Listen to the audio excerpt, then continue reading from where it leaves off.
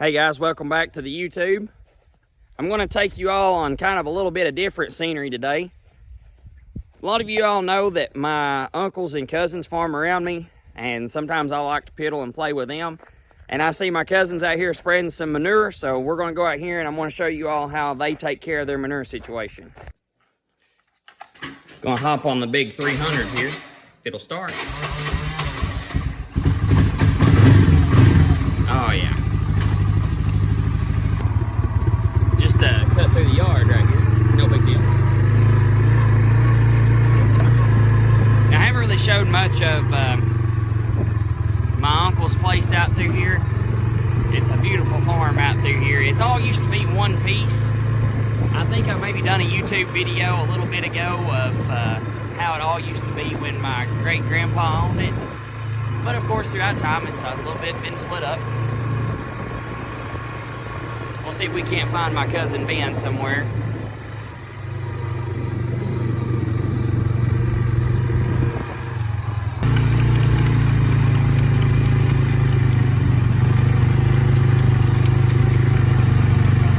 So he's rocking their 5100M and Peaqua manure spreader. I'm trying not to make him spook him too bad.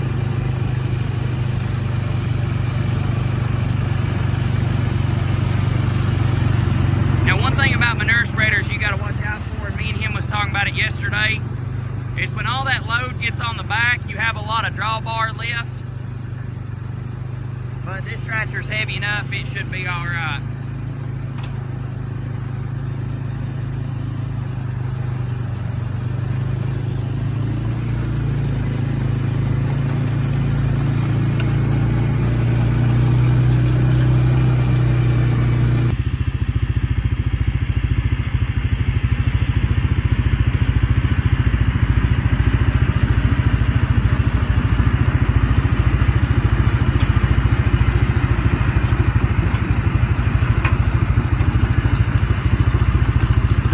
Got his homemade windshield there in the back, or guard, so no rocks don't get flung up.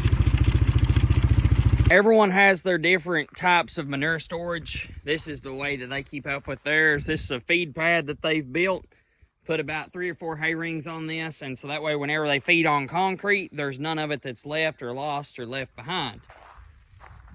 So what they'll do is they'll pile up the manure here at the end. And obviously it's composting and getting some things done, you know, while it's sitting here over the summertime. Now, could this stuff break down a little bit more? Yeah, it could, but the problem is if you let it sit down, you won't have any room to go ahead and, you know, push your new manure. So, you got to get it out before wintertime comes. They're using their M108S Kubota to scoop it up in there.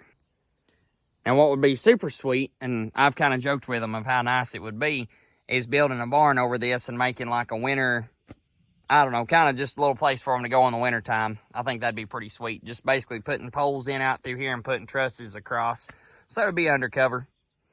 Really wouldn't probably have to much worry about seeds being dropped from birds or anything like that. I mean, you'd still have to have some, but keep all your manure under storage so it couldn't grow.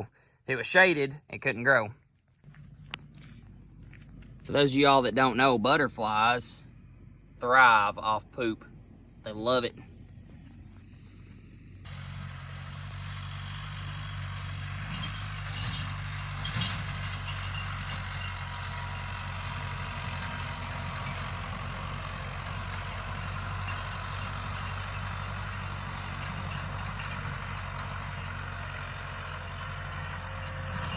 That tractor is really not used for a lot. It's used for baling hay and sometimes spraying, and Ben just decided to use it today, so. Pretty nice little tractor.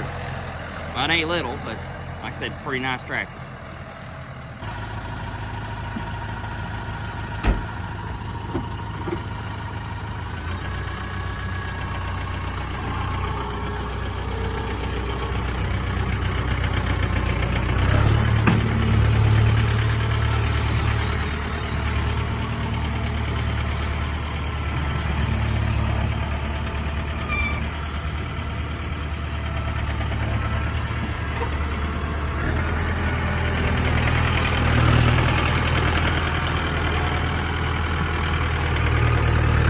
they bought that tractor when I was probably 12 or 13. It's been a very good tractor. You don't really hear me say that much about some Kubotas, but that one's actually been a pretty good one. Kubota's probably about your top brand in my area now, mainly because it's a close dealer.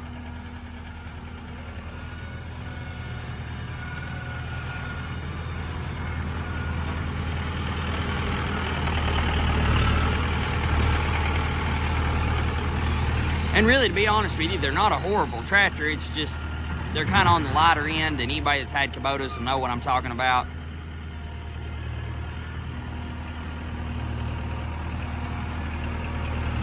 But now that tractor having the cast rears and stuff like that, it actually is a pretty heavy tractor. They've done a lot of bush hogging with it. That's mainly their main feeding tractor during the wintertime.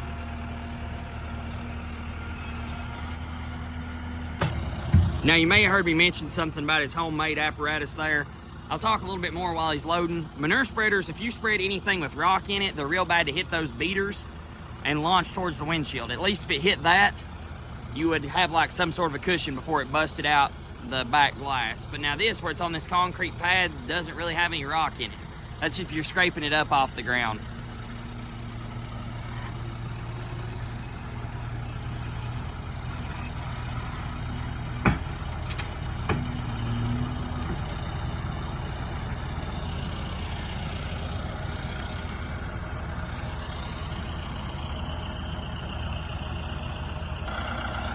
Now there's where my place starts, down that fence through there. So like I said, you can tell that we're pretty much, like I said, right next to each other, which works out good. We help each other out. See if I can't maybe get a thumbnail here.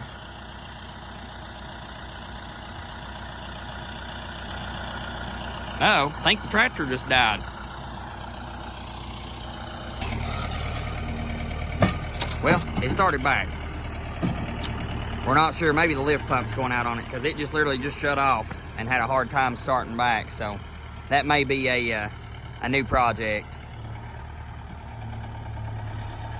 We kind of laughed and joked, say it was camera shy. It probably is.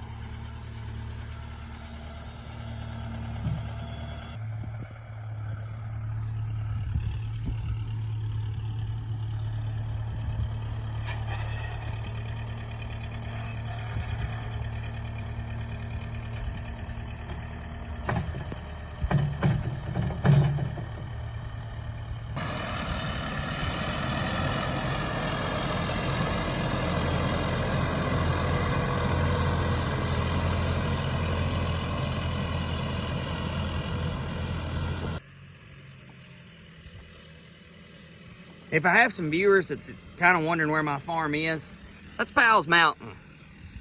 Powell's Mountain ends down here at Springdale. If I can ever get my camera down that way.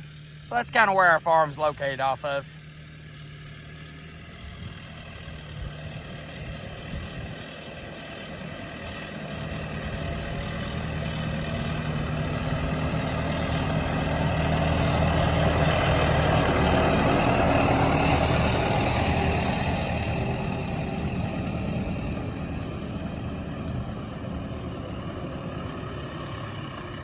He's working on spreading this big back heel.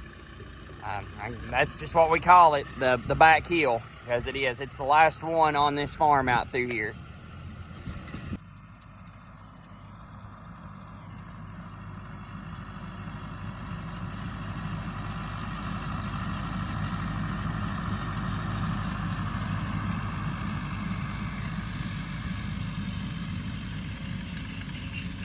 This is definitely not something that I'd want to take a two-wheel drive tractor on and do a job like this. I definitely want to make sure that I was rocking a big four-wheel drive.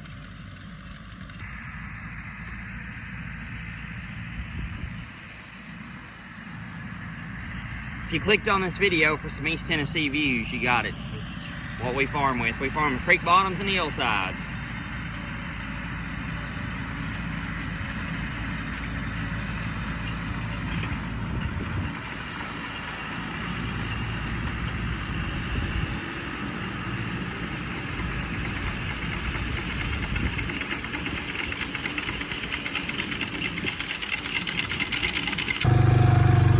Sorry about the four-wheeler noise. But I can't walk up and film on this steep of ground without being out of breath, so, or without being exhausted. So we'll just have to put up with some four-wheeler sounds.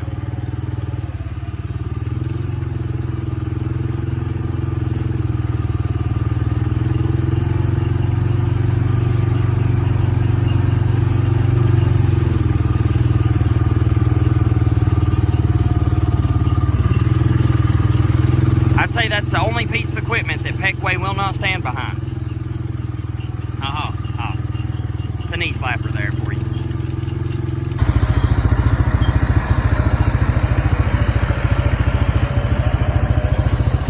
The chain's just a little loose. It could probably be tightened up. Now, if you remember in some of my earlier videos, I guess one of my first videos was me spreading lime, and I talked about how it had a chain bottom. The chain bottom on a spreader probably ain't wide as that rack up there, if even as wide as that. It's just a small chain that looks like a chain link fence where it's kind of wadded up together. Now, a manure spreader chain's totally different. A manure spreader chain is as wide as the spreader is, and it has little bars that go across, and those bars are maybe every 3-4 foot, maybe every 2 foot, but it works the same way. But instead of just having to basically drag out a foot worth of fertilizer, the chain on a manure spreader is having to drag out 5-6 foot worth of manure. So it's a pretty big chain. Because unlike a fertilizer spreader, a manure spreader spreads the whole width of the spreader, if that makes sense. So we're gonna let Ben get back to what he's doing, and we're gonna head on home and get into some things ourselves. But I will show you one more thing before this video ends. Now, my dad has always hounded me about keeping stuff nice, whether it be a four-wheeler, whether it be a truck, tractor, whatever. Every time we go out in the field with our four-wheelers, this automatically is done to it, because there is no need for cow poop to come into your garage or your basement. Let's just say I tried that when I was a kid. It didn't really go that well, so every time this four-wheeler or my dad's green one is taken out into the field where there's a possibility for cow manure to be on it, it's sprayed off the tires, it's sprayed off the frame, it's sprayed off everywhere. Because like I said, if you want stuff to last, you got to keep it nice. Plus, who wants their house or garage smelling like cow poop, so.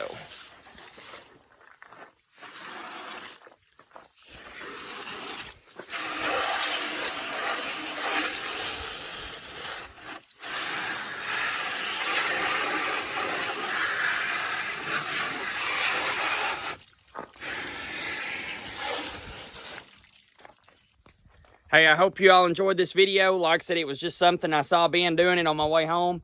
Thought I'd come around and show you all how they do things, a little bit different. So we're going to go ahead and get this four-wheeler sprayed up, and I think I'm going to go up on the hill and bush hog some. I hope everybody has a wonderful Labor Day weekend. Thanks for watching. If you like the video, please like and subscribe. Before I end this video, I want to give a shout out to a guy. His name is Tandy Derryberry. I run into him at the local gas station today on my way home from work. He works for a little local lumber company, and he goes around and he shows them taking things, shows them delivering things, whatever it may be, just a kind of a day in the life video. So go ahead and just look up his name, Tandy Derryberry. Go ahead and give his channel a subscribe. Really appreciate it. Like I said, he seemed like a real good dude. He said, I think you have a YouTube channel. I said, I do. So he said, how about you go follow me? I said, all right. So I'm going to go ahead and pass it on to you all. Have a good evening, guys.